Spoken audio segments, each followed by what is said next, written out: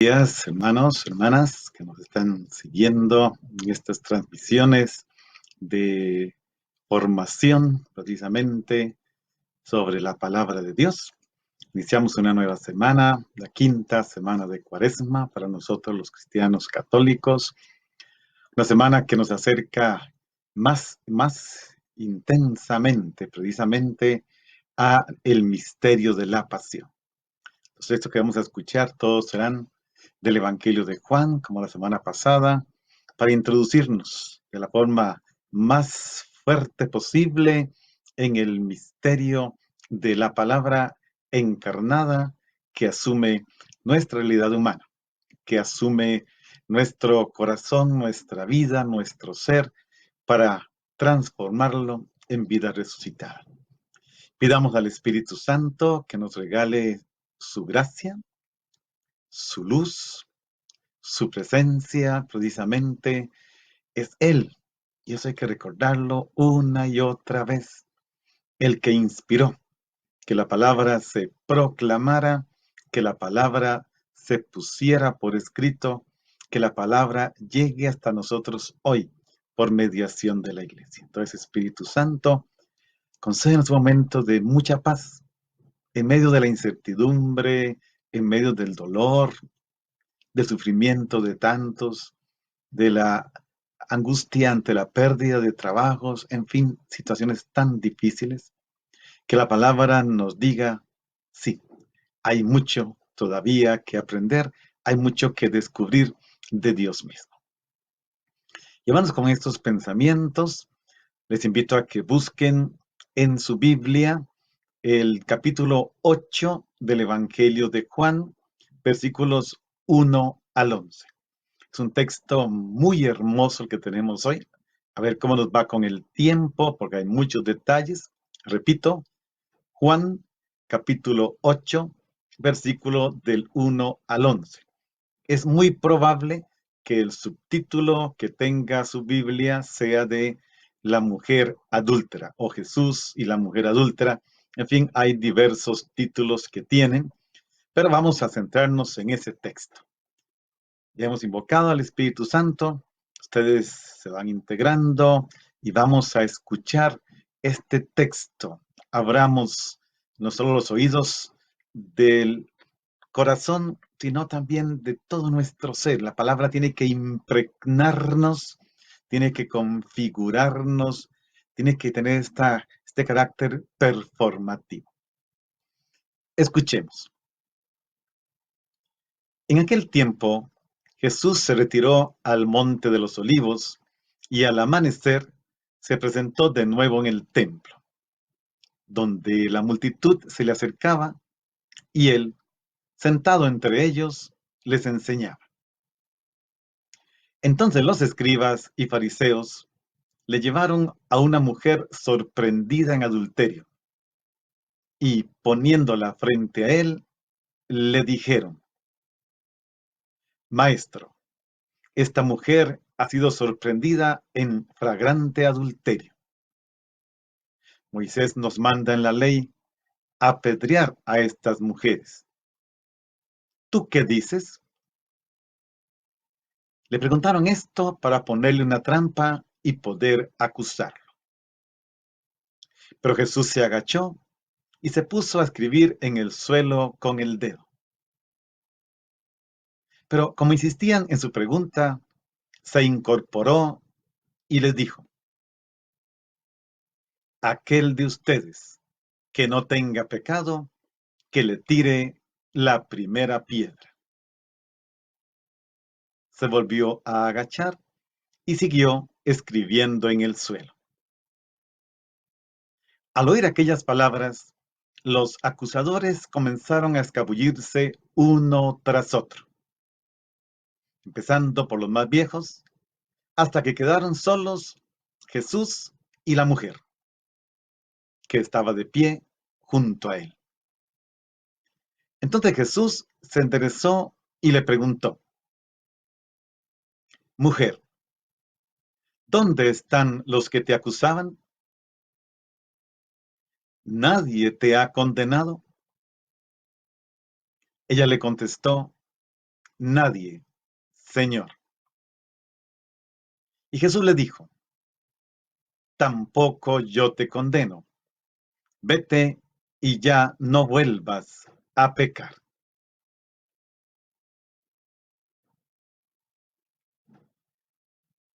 Como escuchamos, hermanos, es un texto precioso, maravilloso.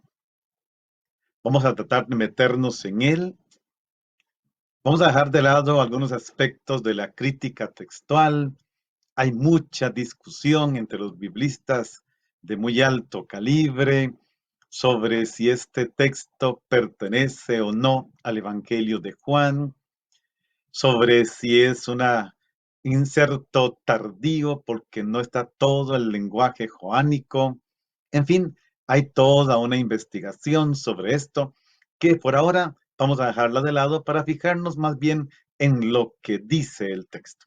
Esto no quiere decir que lo otro no sea importante. Claro que es importante porque siempre queremos descubrir al máximo cuáles fueron las palabras que Jesús dijo. Entonces, para hacer eso, hay que fijarse hasta dónde este evangelio realmente eh, contiene palabras pronunciadas por Jesús. Eso no es una prisa en este momento. Como decía, más bien es cómo nos introduce en el misterio de la pasión de Jesús.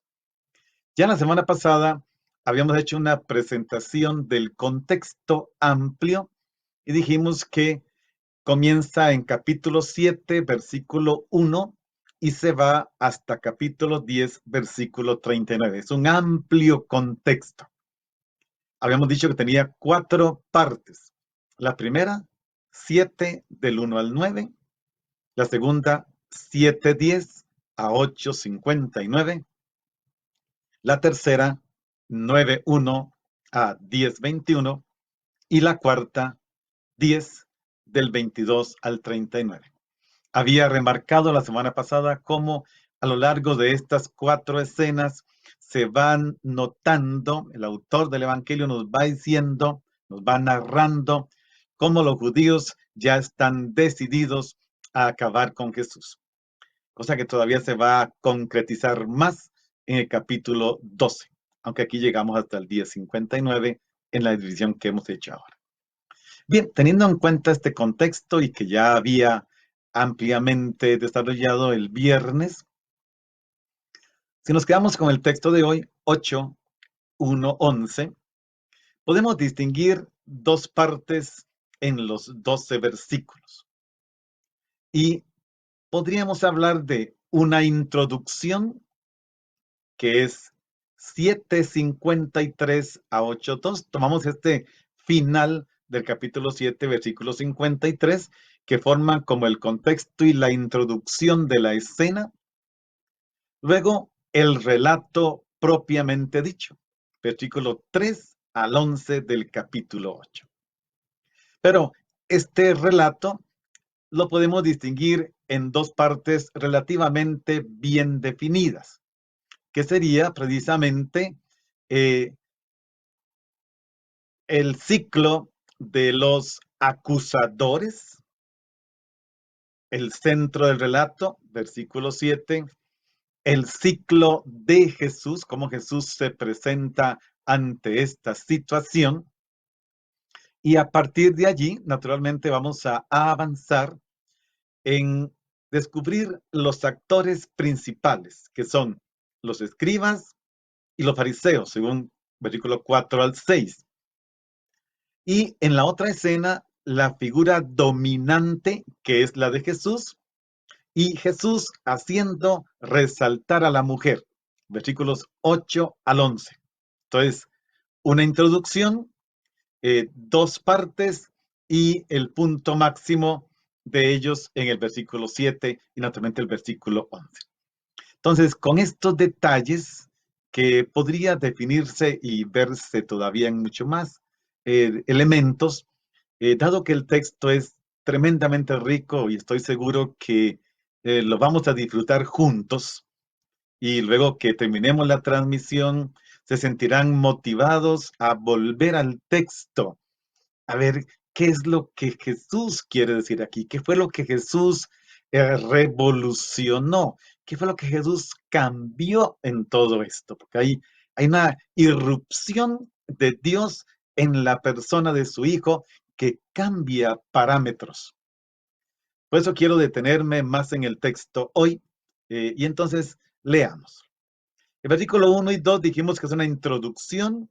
Jesús se retiró al monte de los olivos. Todo da a entender que pasó como hacía, según los evangelios sinópticos, en oración. Es un momento para orar. Jesús en la noche se retiraba, sobre todo cuando lo hacía solo, para conversar, dialogar con su Padre. El versículo 2 dice, y al amanecer, o sea, al día siguiente, se presentó de nuevo en el templo, donde la multitud se le acercaba, y él, sentado entre ellos, les enseñaba. Entonces veamos que el templo es el lugar en donde normalmente transcurre la vida de Jesús en Jerusalén. Ya sea que él se pasee por el templo, lo vamos a seguir escuchando, y en el relato de la pasión todavía lo vamos a encontrar, todos los capítulos antes también, o enseñando. Y Jesús lo hace aquí como un maestro. Recordemos que el maestro para enseñar se sentaba. Entonces, está en el templo, la multitud se acerca, él se sienta y en esa posición comienza a enseñar. Hay que imaginarse que de repente la enseñanza de Jesús se ve interrumpida por un grupo de hombres que traen a una mujer. Es lo que dice el versículo 3. Entonces los escribas y fariseos le llevan a una mujer sorprendida en adulterio y la colocan frente a él. Quedémonos por ahora en este versículo 3. De aquí y hasta el versículo 11 es la nueva historia y todos los personajes que intervienen en ella. Los escribas y fariseos juntos, luego los fariseos solos, están planeando hace rato la muerte de Jesús. Se va a complicar mucho más con lo que sigue en el capítulo 9, 10, 11 y alcanzará su punto culminante precisamente cuando Jesús resucita a Lázaro. Y entonces ya no les queda más que tomar medidas porque ven como la gente se está yendo y está siguiendo a Jesús. Y el temor de que vengan los romanos, destruyan la nación y el templo. Bueno, dice que la mujer es colocada en medio. Y esto hay que pensar lo que pueda significar, ya que normalmente cuando a una persona se le iba a juzgar, se le colocaba en esa posición, en esa ubicación. Y normalmente, de acuerdo con algunos pasajes del Antiguo Testamento, el que era examinado o juzgado era puesto en el centro. Esto naturalmente hace que todas las miradas de cuantos están en torno a la enseñanza de Jesús se claven en ella, en Jesús y en los argumentos de escribas y fariseos, pero principalmente sobre esta mujer que ahora ha sido colocada en el centro. Pero también colocarla en el centro puede simbolizar que colocada a la vista de todos es humillada. Y de alguna forma muestra que ha perdido prácticamente sus derechos. En un principio, esta mujer tiene el caso perdido. O sea, no hay nada que hacer y no le espera más que el castigo, ya lo vamos a ver, por este delito que cometió. O sea, tiene que estar pensando esta pobre mujer en aquel momento en la lluvia de piedras que se le va a venir encima. Ellos siguen con su argumento. Versículo 4, le dijeron, maestro, y aquí hay que fijarse si esta palabra no tiene una cierta ironía joánica, una ironía del Evangelio de Juan.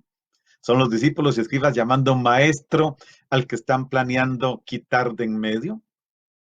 Y aquí está la acusación. Esta mujer ha sido sorprendida en flagrante adulterio.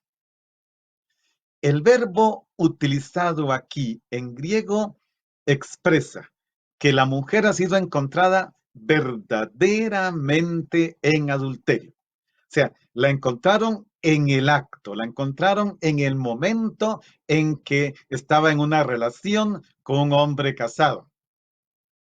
Por lo que parece que no se puede objetar dicho acto. Además, tampoco habría la posibilidad de dudas sobre el particular. El asunto, vamos a ver si los testigos son de verdad válidos. En las Sagradas Escrituras se manifiesta que un hombre no puede violar el matrimonio de otro hombre. Y en ciertos momentos pareciera incluso que se trata de un acto más detestable que la prostitución. Aquí hay una infinidad de citas bíblicas. Les digo algunas, después ustedes con más tiempo las pueden leer. Génesis capítulo 39, versículo 10 en adelante. Levítico capítulo 20, versículo 10. Ezequiel capítulo 16, versículo 8, 32, 37. Capítulo 23 de Ezequiel, versículo 37 y 43, 45. De Malaquías 2, 14. De Proverbios 2, 16 en adelante. Pero aquí hay un detalle interesante, porque el texto bíblico habla del hombre, del varón, no habla de la mujer. El adulterio es visto no solo como aquel que hiere el derecho del cónyuge, sino también como el que viola el derecho de Dios ante quien ha sido realizado el matrimonio. En el libro del Eclesiástico se describen los grandes pecados de la adúltera que ha realizado básicamente tres cosas injustas. Primera, desobedecer el mandamiento de Dios. Segundo, pecar contra el marido. Y tercero, dar a otro hijos adúlteros. Aquí sería Eclesiástico 23, del 22 en adelante, 25, del 1 en adelante, y después del capítulo 25 también, versículo 21, 23 y siguientes. Pero aquí está este detalle. Precisamente, la ley de Moisés, propiamente hablando, legisla para el varón. Vamos a ver entonces que por lo que ellos van a decir en el versículo 5, están manipulando la escritura, están tergiversando el texto y prácticamente declarando la pena de muerte de la pobre mujer. Veamos entonces qué dice el versículo 5. Moisés nos manda en la ley apedrear a estas mujeres. ¿Tú qué dices? Este versículo 5 concluye la exposición del problema relacionado a la mujer, formulado por escribas y fariseos, con lo cual, a la vez, han puesto a Jesús a la altura de Moisés. Esto dice Moisés. ¿Tú qué dices? Pero si hacemos una revisión de lo presentado por la ley con relación al adulterio, otras citas, Éxodo 20:14, Deuteronomio 5:18, Levítico 18:20. O sea, si nos fijamos en estos textos, nos encontramos con algunos textos que permiten comprender un poco más todo el problema planteado y sobre todo lo que según el verso 6 del capítulo 8 que estamos analizando, es una realidad, un poner a prueba a Jesús. Vean que San Juan, el evangelista, el autor del evangelio, insiste más adelante que lo que ellos quieren es poner a prueba a Jesús. En todo caso, pareciera que en este versículo 5, aunque manipulado por parte de los escribas y fariseos, porque en el texto o los textos del Antiguo Testamento del Pentateuco, la expresión está en masculino y ellos la están presentando en femenino y en singular, manipulando todo y entonces con una condena ya precisada como la de apedrear a la adúltera. Y eso es importante, porque ellos cambian el género. El texto del Antiguo Testamento estaba en masculino, lo pasan a femenino. El texto del Antiguo Testamento habla de que la mujer y el hombre hallados en adulterio tienen que ser condenados. Y la pena. Entonces, hay una manipulación del texto. Y hermanos, otra vez veamos qué importante que es esto. Porque uno también, desgraciadamente,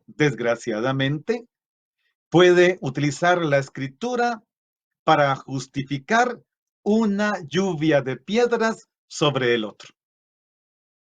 Y hoy ya no son piedras, hoy hay otras formas más sofisticadas de matar. ¿Cuáles son los textos principales? He dicho un montón de textos, pero los claves son los dos que voy a decir a continuación. Deuteronomio 22:22 y Levítico 20:10. ¿Qué dice Levítico 20:10? Fijémonos.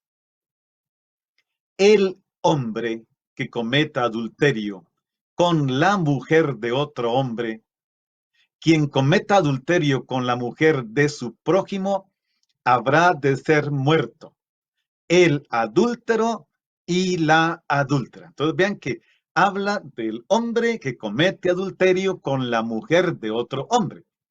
Y a partir del hombre, este tiene que ser muerto.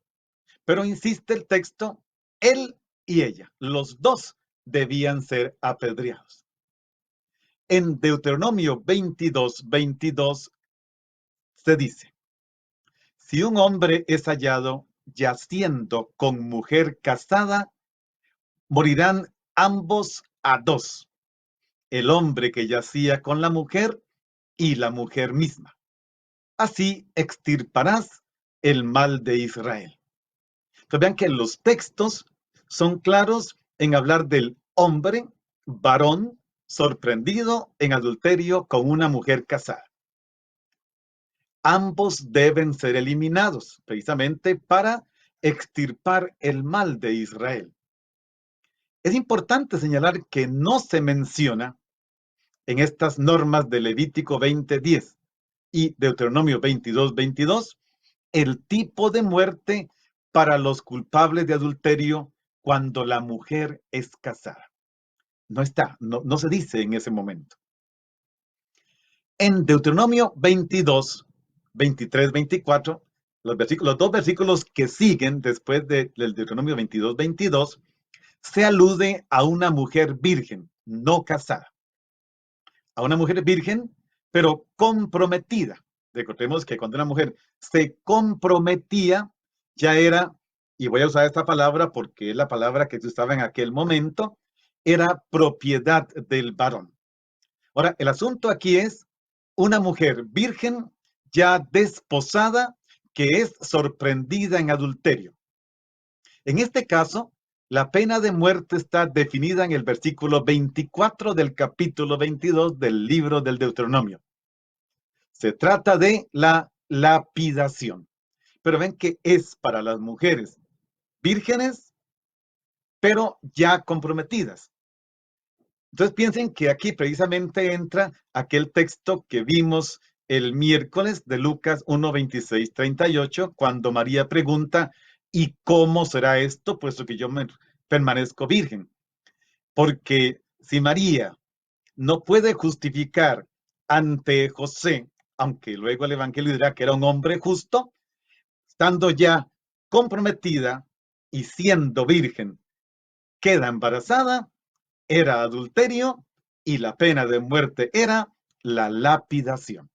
Esto es el gran riesgo que corrió María al decir que sí, pero preguntando cómo iba a hacer esto.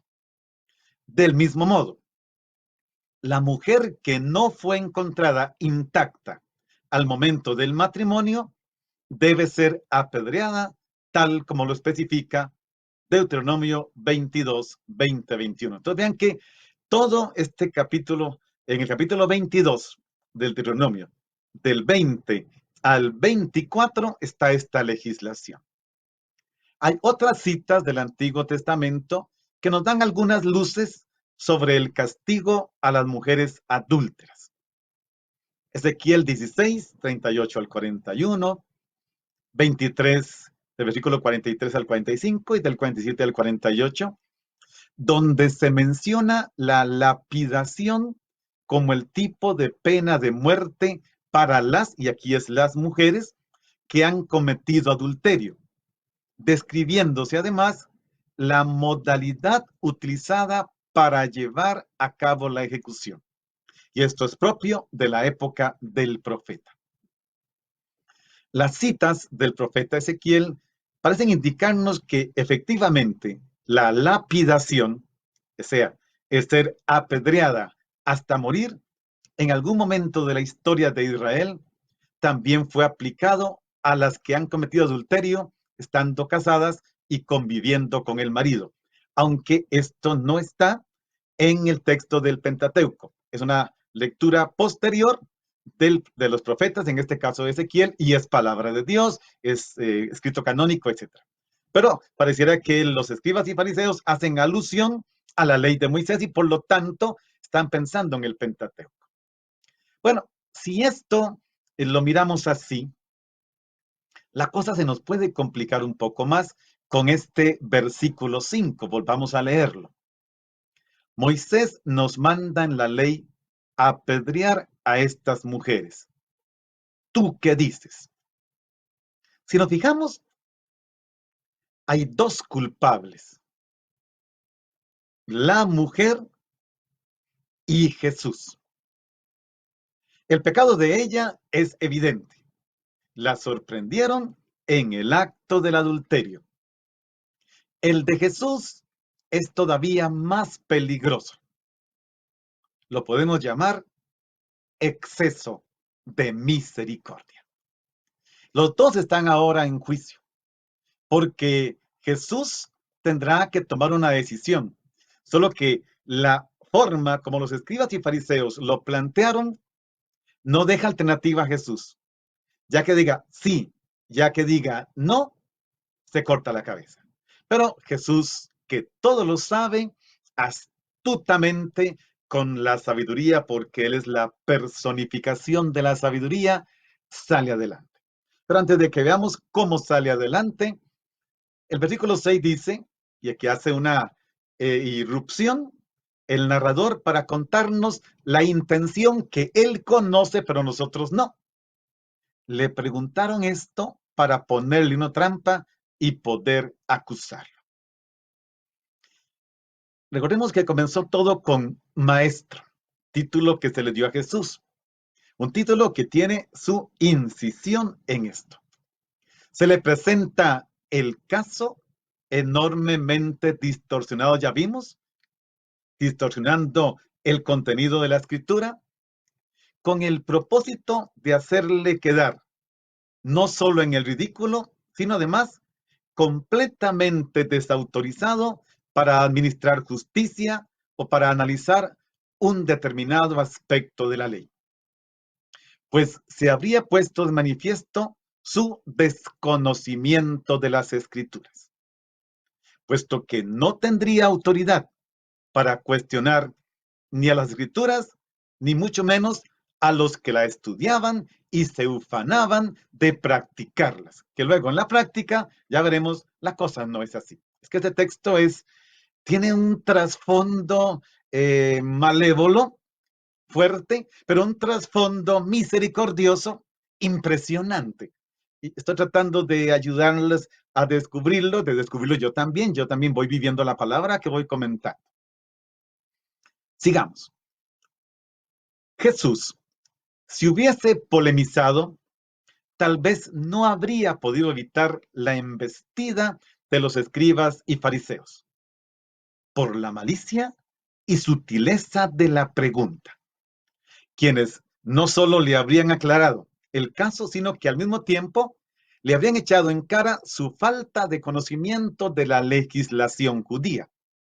De este modo, los adversarios de Jesús habrían tenido motivos más que suficientes para acusarlo, porque eso es lo que busca según el versículo 6, ponerle una trampa para acusarlo.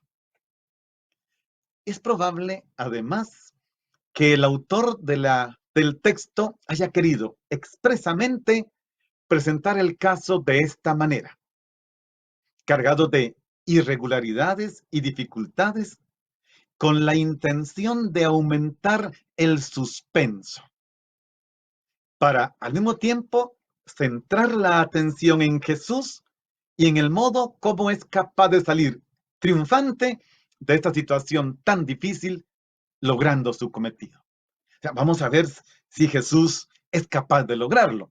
El autor ha puesto la trama complicada. Nos dice, claven la mirada en Jesús. Fíjense en lo que hace y en lo que dice, en sus gestos y en sus palabras, para que descubramos cómo lo resuelve. Porque una vez que leemos el texto, y aquí aprendamos otras cosas, cuando yo leo un texto bíblico, me inserto en él. Quedo identificado con la escena y la historia y tengo que sacar también consecuencias. Esta es la parte difícil de estudiar estos textos, que al final yo también tengo que fijarme, oye, ¿y yo cómo quedo en todo esto? No olvidemos que Jesús y la mujer son acusados por las mismas personas, escribas y fariseos. La situación judicial de ambos podría ser la misma. La identificación de Jesús con la mujer aparece clara desde el punto de vista jurídico. Jesús, y eso ya comencemos a decir ya frases que tienen que quedar en nuestro corazón y que tenemos que seguir meditando después. Jesús se permite tomar sobre sus espaldas la responsabilidad, de manera tal que la mujer pueda quedar libre, pues a ella, tal vez, no la habrían condenado al tener ya la presa que buscaban Jesús. Y uno tiene que preguntarse, si Jesús hubiera caído en la trampa, ¿la habrían condenado? Y no sabemos, puesto que lo que buscaban era atraparlo. Una vez que tenían los motivos para atraparlo, muy probablemente hubiesen abandonado el caso que le presentaron. ¿Qué hace Jesús? Para que la mujer quede libre, asume los cargos, los hace suyos y comienza a librar a la mujer.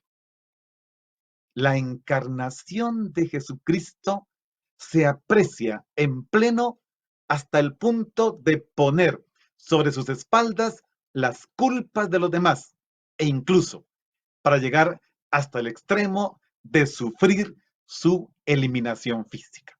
Y esto hay que pensarlo. A esto hay que darle vuelta. Pero sigue diciendo el versículo 6, Jesús se agachó, se puso a escribir en el suelo con el dedo.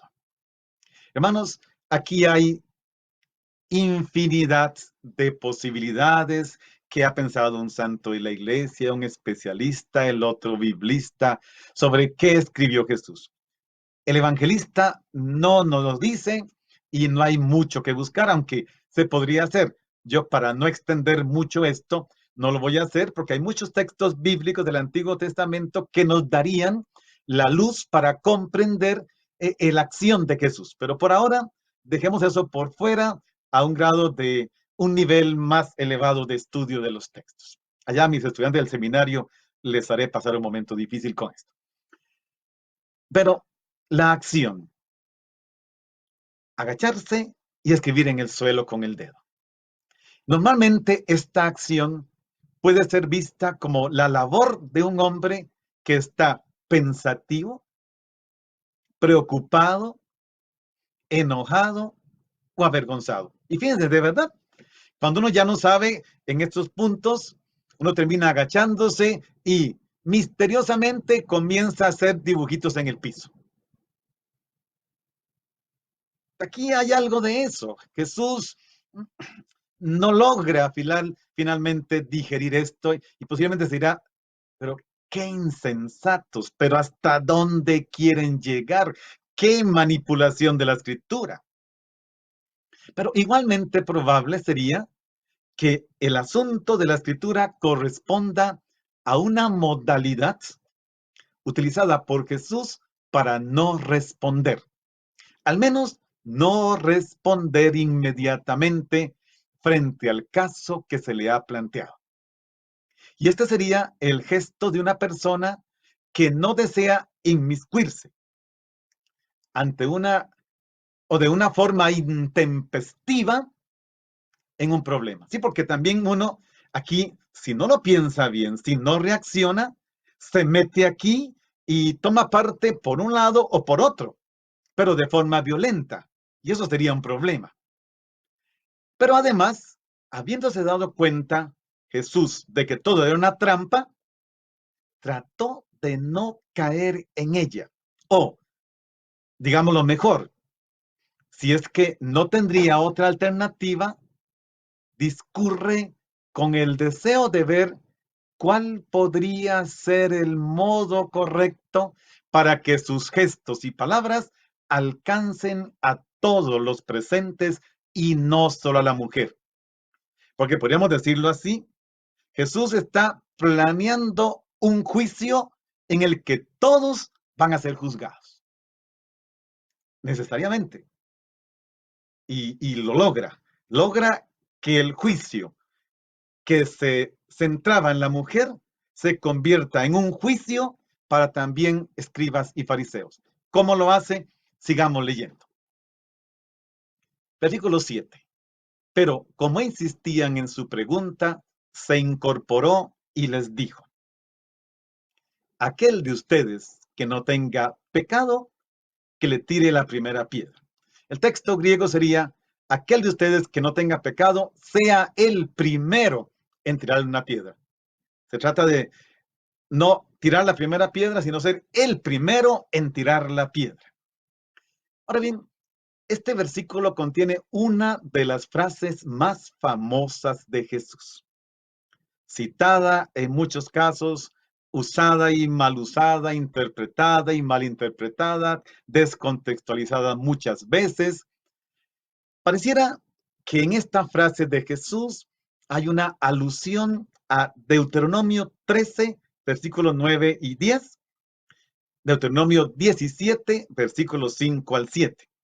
De ellos tomemos un versículo, el versículo 7 del capítulo 17 del Deuteronomio, que dice más o menos así: la mano de los testigos será la primera en la ejecución, y seguirá todo el pueblo. Así extirparás de ti la maldad.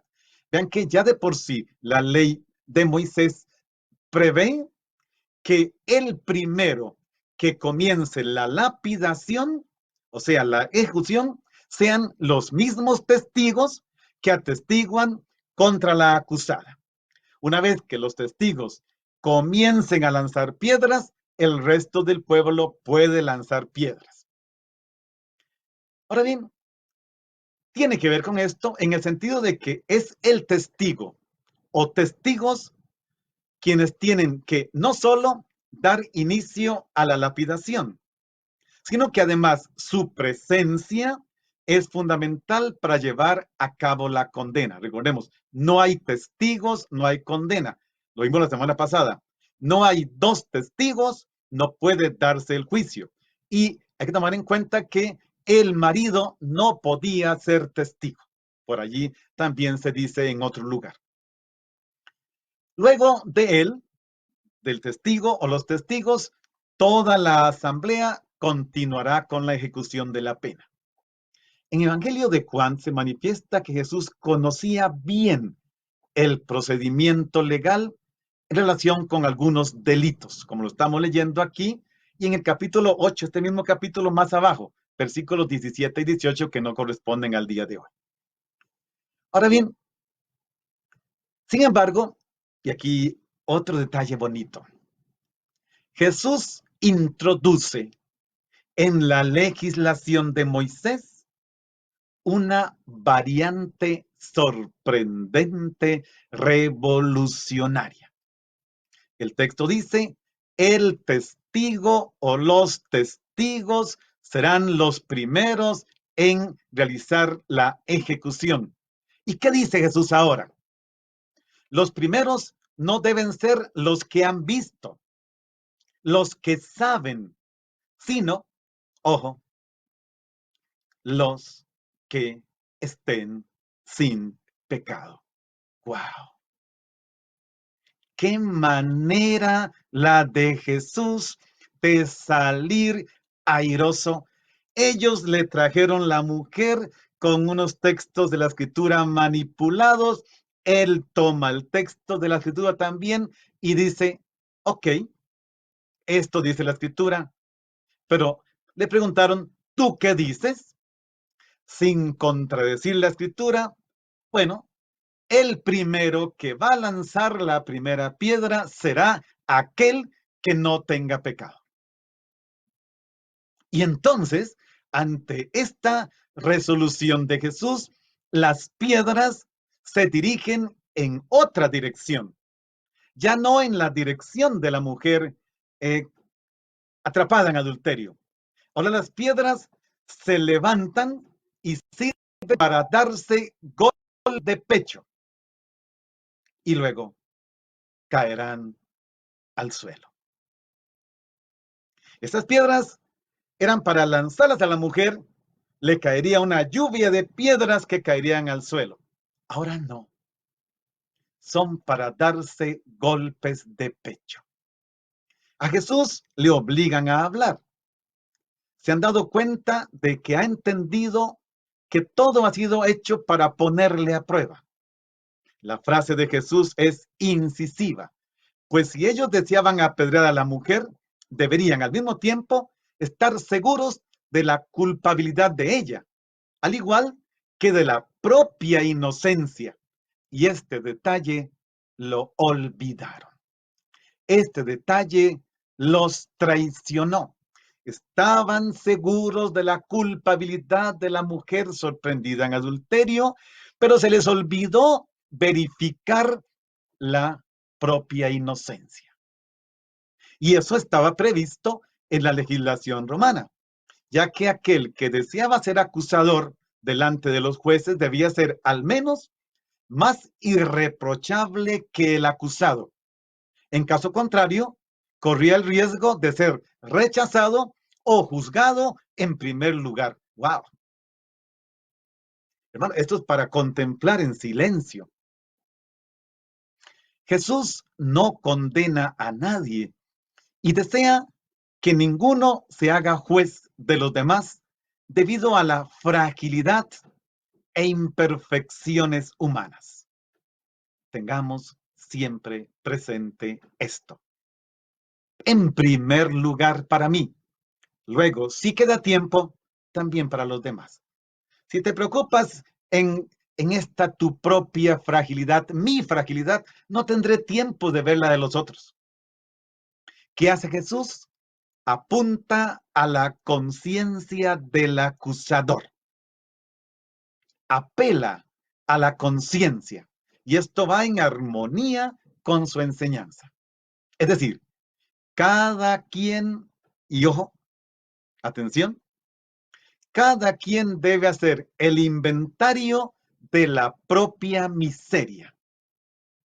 Y entonces, solo entonces, esto le llevará al descubrimiento de la misericordia.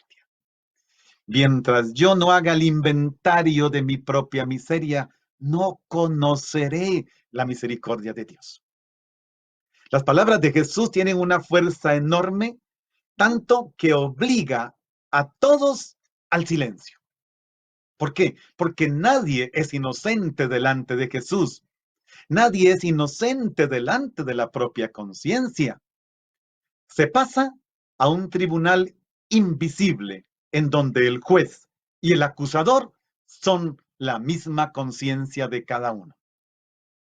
Jesús no mete en juicio la validez del proceso llevado a cabo contra la mujer, si es que de verdad hubo uno.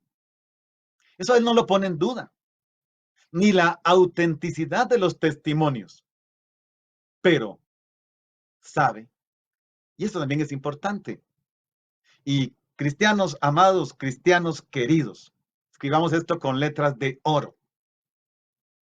también las piedras pueden ser una riqueza cuando las tengo en la mano. Pero Jesús ocupa que quien se acerca a Él lo haga con las manos vacías, porque las piedras en la mano pueden ser la peor riqueza, mientras que las manos vacías, la más grande debilidad. Y allí actúa la misericordia. ¿Qué hace Jesús? Versículo 8. Volvió a agacharse y siguió escribiendo en el suelo. Uno preguntaría, ¿por qué se volvió a agachar? ¿Por qué repite el mismo gesto? De acuerdo al versículo 10, quizás se trate de evitar juzgar por parte de Jesús a los acusadores de la mujer. Quizá un gesto de compasión de nuestro Señor para no echarles en cara sus propios pecados y su intransigencia. Digámoslo de otra manera, es un gesto misericordioso de Jesús para no mirar la cara en el momento que comienzan a hacer el inventario de su propia miseria. Y sería un gesto impresionantemente bello de la misericordia divina. Lo que en realidad ha hecho Jesús es convertirles en jueces de sí mismos, pues cada uno se ve acusado por su propia conciencia, por lo que, lejos de reproches, lo que necesitan, como tú y como yo, es la compasión de Jesús. La misma que es mostrada por Jesús con este gesto de volverse a agachar, mirar el piso y escribir. Qué gesto tan maravilloso de compasión. Yo cuando doy las charlas, ustedes ya saben que siempre hago eso. Cuando hago una pregunta que tiene que ver con examen de conciencia, les digo, voy a volverme para no ver sus rostros. Y es un gesto de compasión y misericordia, porque también yo tengo que ver el mío y lo veo delante, si estoy en el templo dando la charla, lo veo delante del Señor crucificado. Solamente una actitud soberbia, prepotente, habría sido capaz de recordarles públicamente con reproches sus delitos, y Jesús no es ese. Él no actúa así. De este modo, el corazón ablandado de los que han acusado a la mujer y han deseado hacer caer a Jesús puede ser más receptivo y estar propenso, usemos ese verbo, a la conversión. No se trata solamente de que ellos han perdido un caso y, de cierto modo, una discusión, sino que sus propias vidas han sido tocadas con respeto, las de los acusadores, tocadas con respeto, con amabilidad, pero al mismo tiempo con firmeza, porque aquel a quien despreciaban, de quien buscaban su eliminación, ha sentido amor y comprensión hacia los que lo detestan y lo consideran su enemigo. Él no actuó como su enemigo.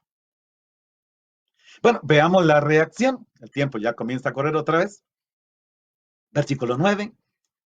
Al oír aquellas palabras, los acusadores comenzaron a escabullirse uno tras otro, empezando por los más viejos, hasta que dejaron solos a Jesús y a la mujer que estaba de pie junto a él. Son palabras muy condensadas. Veamos algunas cosas. Aquí está el resultado de los gestos de Jesús y de las palabras que él ha pronunciado.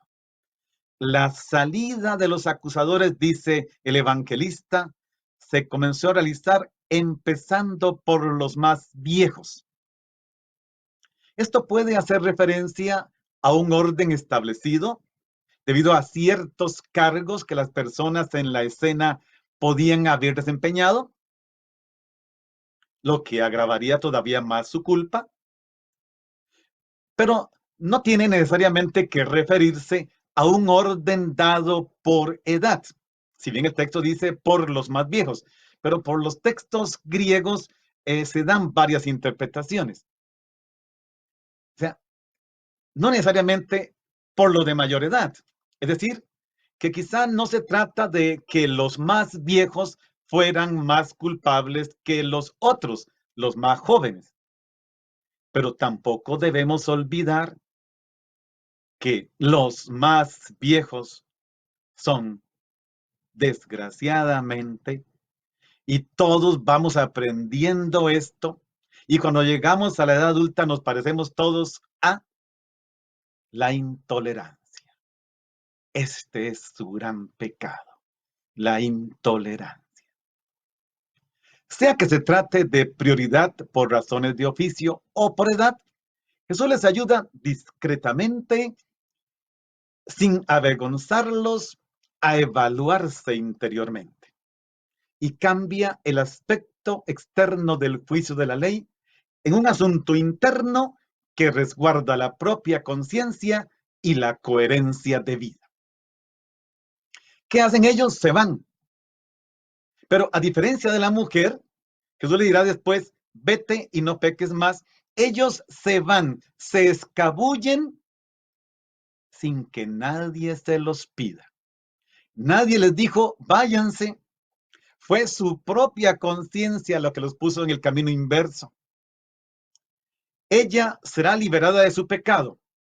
Ellos ahora deben cargar con el peso de sus pecados o con la conciencia del peso de sus pecados.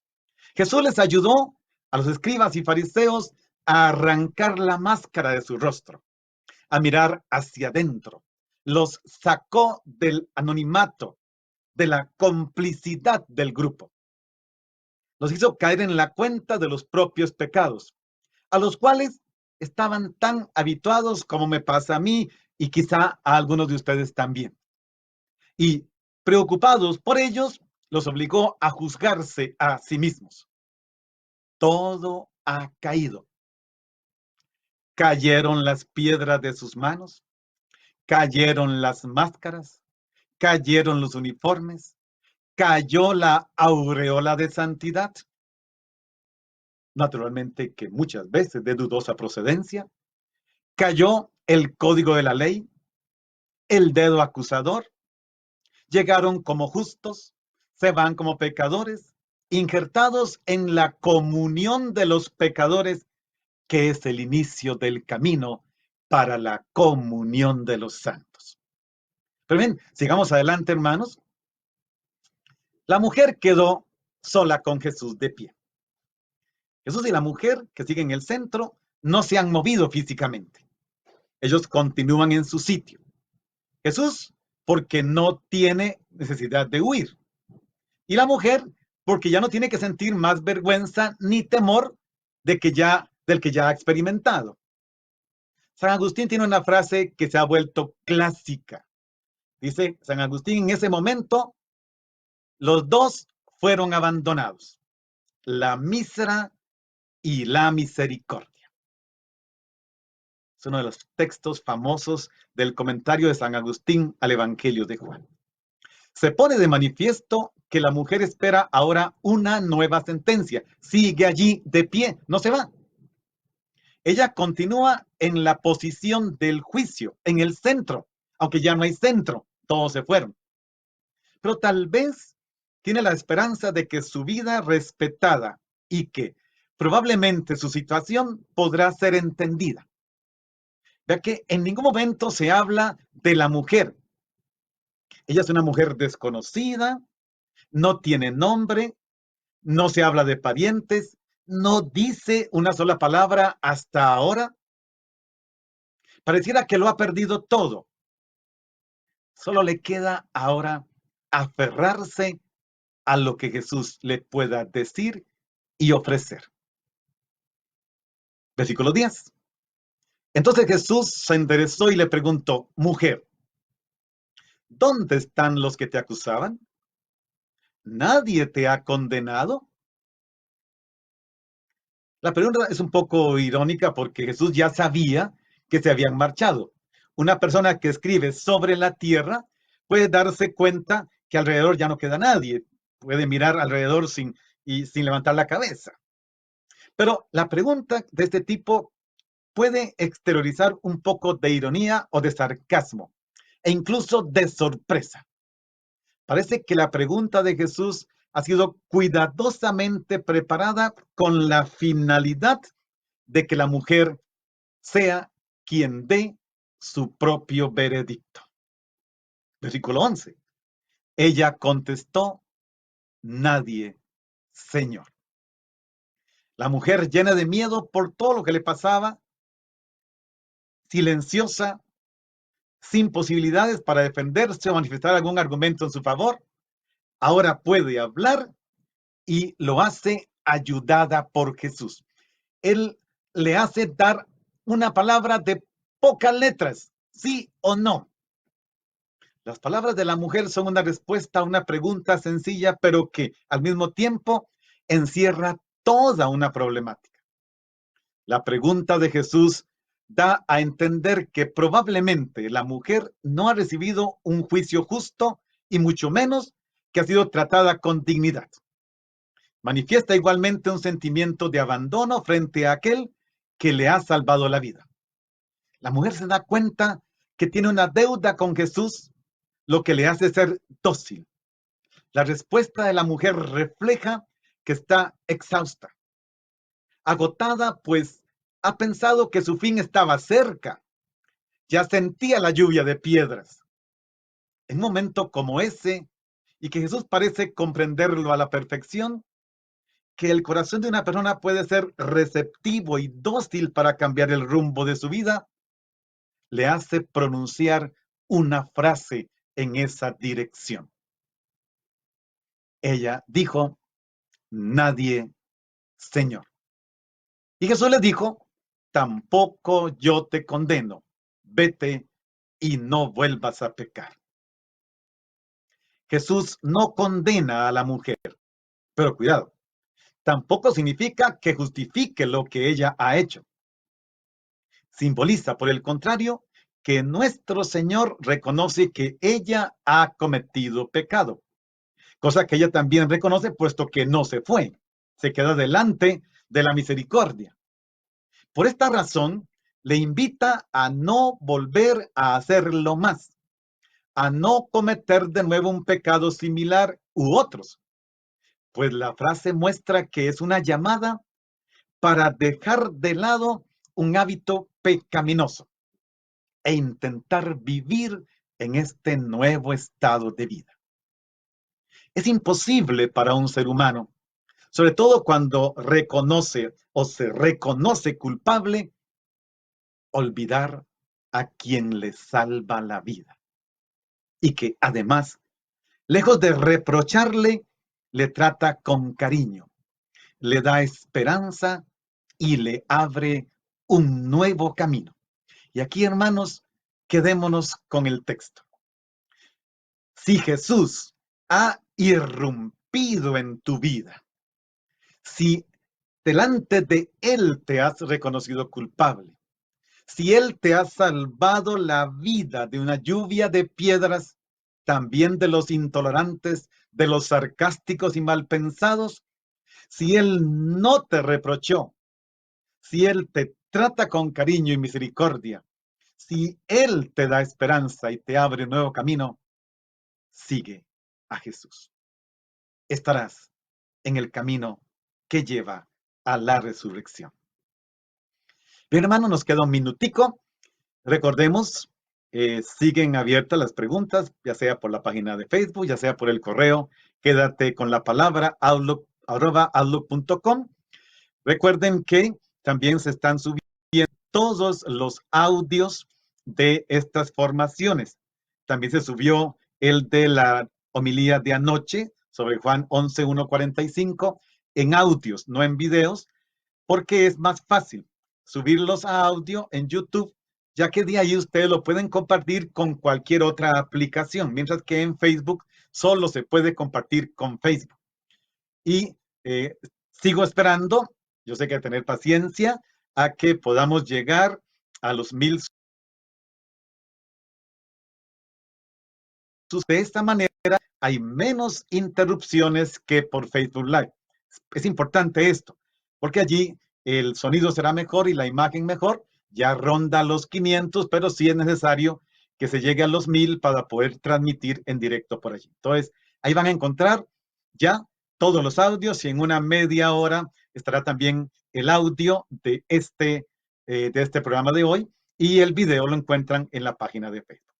Recordemos, mañana continuamos, si Dios quiere, a las 10 de la mañana.